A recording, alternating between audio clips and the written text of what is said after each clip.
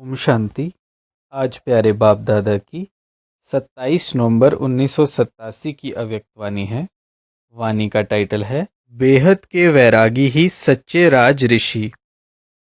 ऋषि कुमार कुमारियों को ब्रह्मा बाप समान राज ऋषि स्थिति की निशानियां बताते हुए सर्व सहयोगी बाप दादा बोले, आज बाप दादा सर्व राज ऋषियों की दरबार को देख रहे हैं।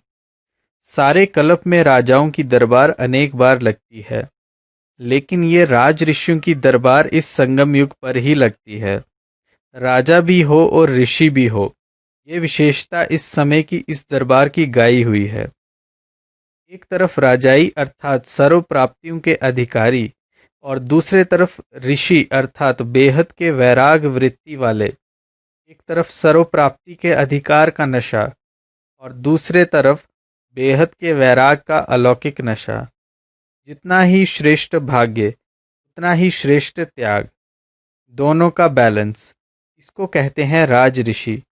ऐसे राज ऋषि बच्चों का बैलेंस देख रहे थे। अभी अभी अधिकारीपन का नशा और अभी अभी वैराग वृत्ति का नशा, इस प्रैक्टिस में कहाँ तक स्थित हो सकते हैं, अर्थात दोनों स्थितियों का समान अभ्यास कहाँ तक कर रहे हैं, ये चेक कर रहे थे।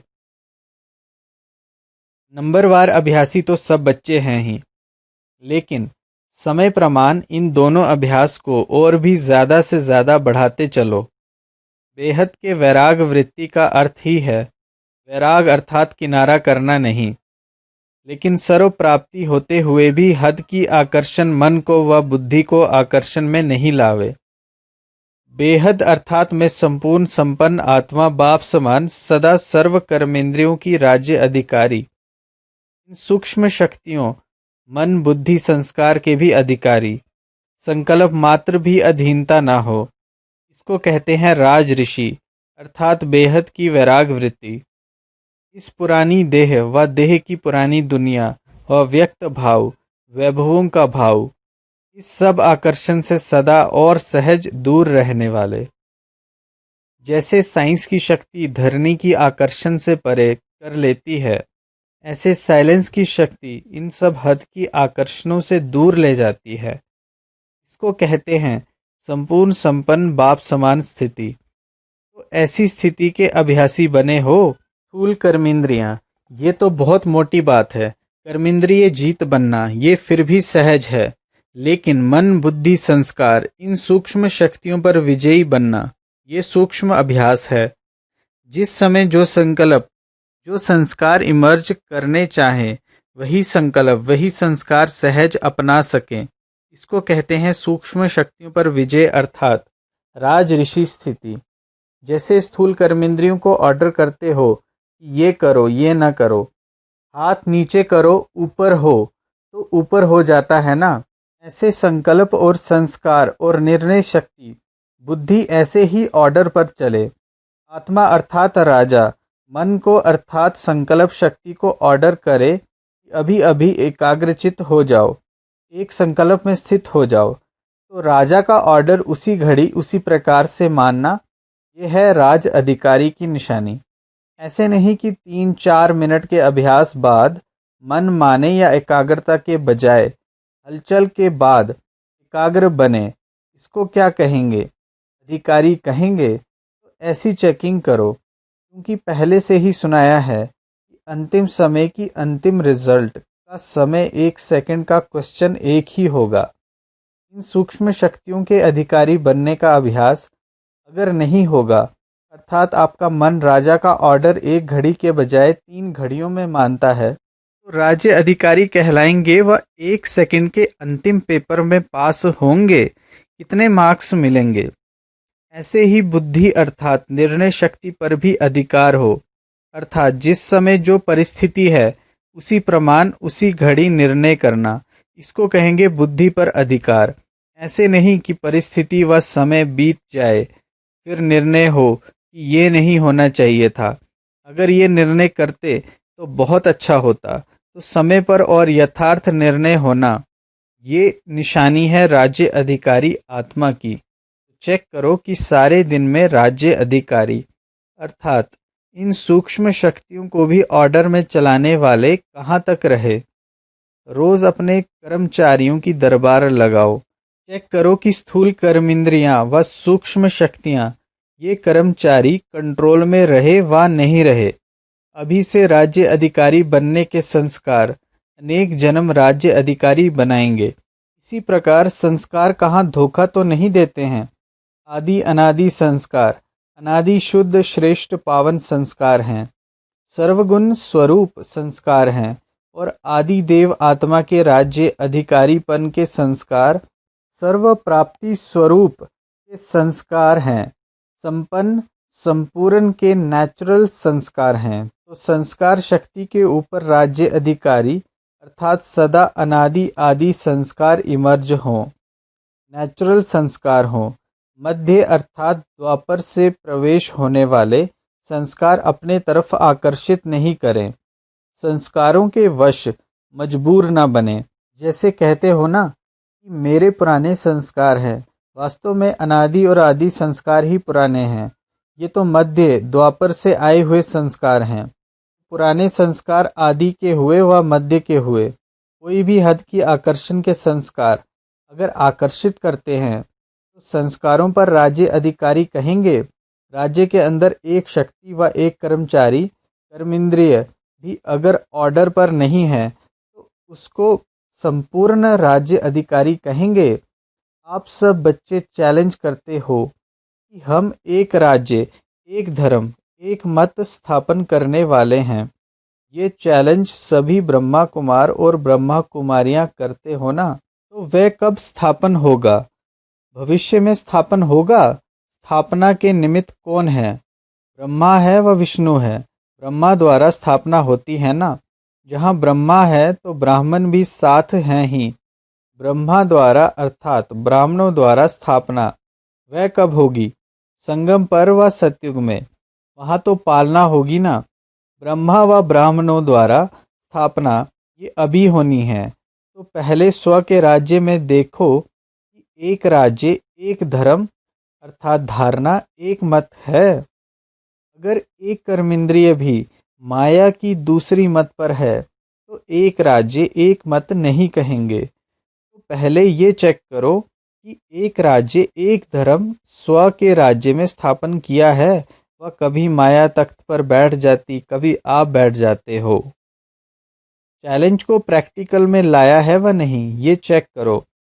चाहे अनादि संस्कार और इमर्ज हो जाएं मध्य के संस्कार, तो ये अधिकारीपन नहीं हुआ ना। तो राज ऋषि अर्थात सर्व के राज्य अधिकारी सदा और सहज तब होगा जब ऋषि अर्थात बेहद के वैराग वृत्ति के अभ्यासी होंगे। वैराग अर्थात लगाव नहीं, सदा बाप के प्यारे। ये प्यारापन ही न्यारा बनाता है। बाप का प्यारा बन, न्यारा बन कार्य में आना, इसको कहते हैं बेहद का वैरागी। बाप का प्यारा नहीं तो न्यारा भी नहीं बन सकते, लगाव में आ जाएंगे। बाप का प्यारा और किसी व्यक्ति व वैभव का प्यारा हो नहीं सकता। वह सदा आकर्षण से परे अर्थात न्यारे होंगे। इसको कहते हैं निर्लेप स्थिति। कोई भी हद की आकर्षण की लेप में आने वाले नहीं। रचना व साधनों को निर्लेप होकर कार्य में लावे। ऐसे बेहद के वैरागी सच्चे राज ऋषि बने हो। ऐसे नहीं सोचना कि सिर्फ एक व दो कमजोरी रह गई है, सिर्फ एक सूक्ष्म शक्ति व कर्मेंद्रिय कंट्रोल में कम है, बाकी सब ठीक है। लेकिन जहाँ एक भी कमजोरी है तो वह माया का गेट है। चाहे छोटा चाहे बड़ा गेट हो, लेकिन गेट तो है ना। अगर गेट खुला रह गया तो माया जीत जगत जीत कैसे बन सकेंगे? एक तरफ एक राज्य, एक धर्म की सुनहरी दुनिया का आवाहन कर रहे हो और साथ साथ कमजोरी अर्थात माया का भी आवाहन कर रहे हो, तो रिजल्ट क्या होगी? दुविधा में रह जाएंगे। इसलिए ये छोटी बात नहीं समझो। समय पड़ा है, कर लेंगे। औरों में भी तो बहुत कुछ है, मेरे में तो सिर्फ एक ही बात है। दूसरे को देखते देखते स्वयं ना रह जाओ। सी ब्रह्मा फादर कहा हुआ है, फॉलो फादर कहा हुआ है।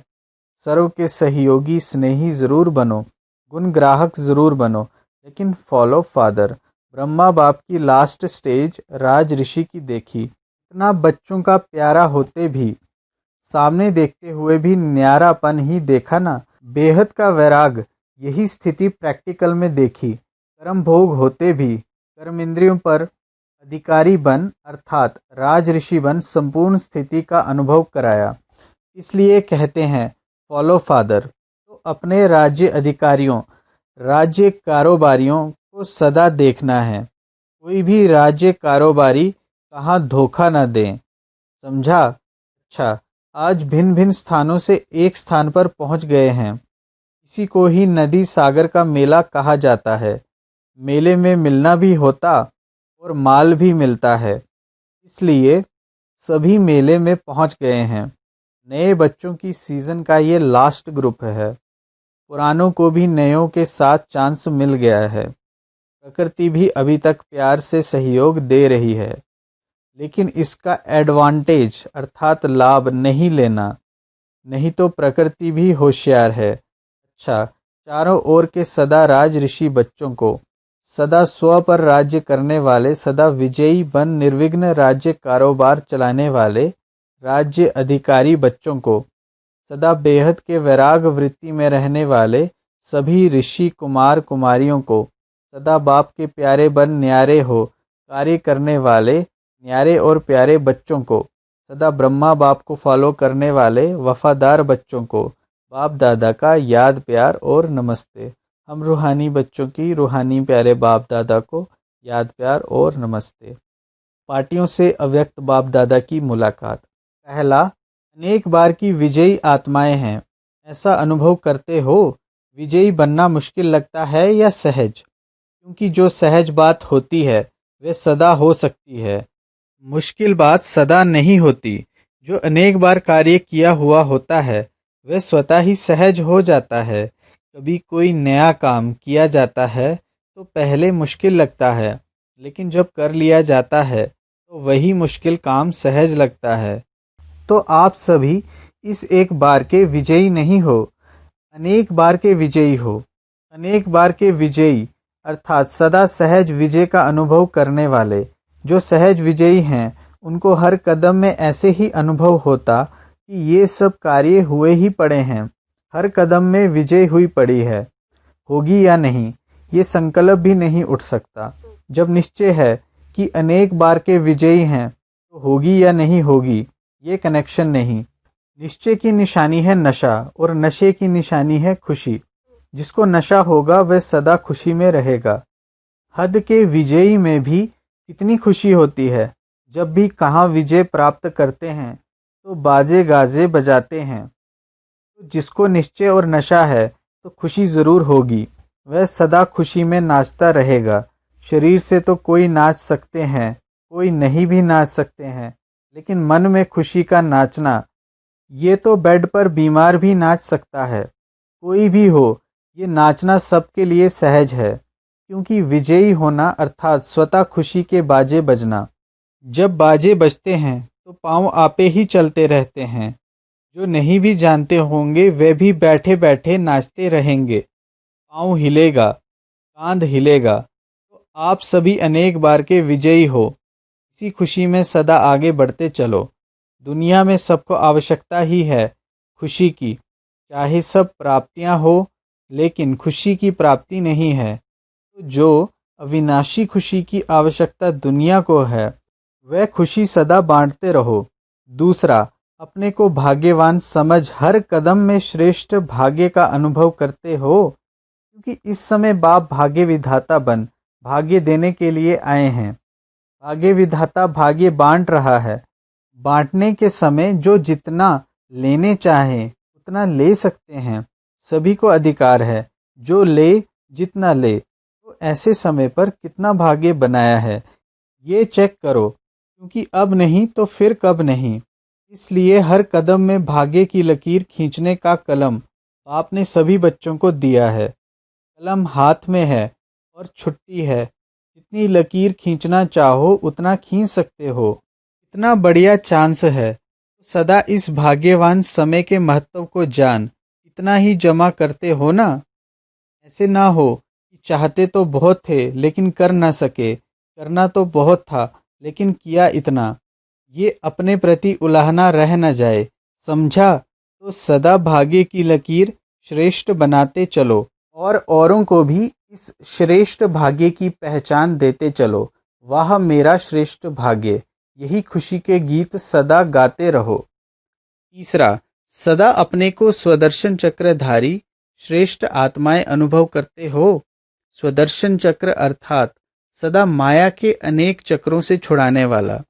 स्वदर्शन चक्र सदा के लिए चक्रवर्ती राज्य भाग्य के अधिकारी बना देता है। ये स्वदर्शन चक्र का ज्ञान इस संगम युग पर ही प्राप्त होता है। ब्राह्मण आत्माएं हो इसलिए स्वदर्शन चक्रधारी हो। ब्राह्मणों को सदा चोटी पर दिखाते हैं। चोटी अर्थात ऊंचा।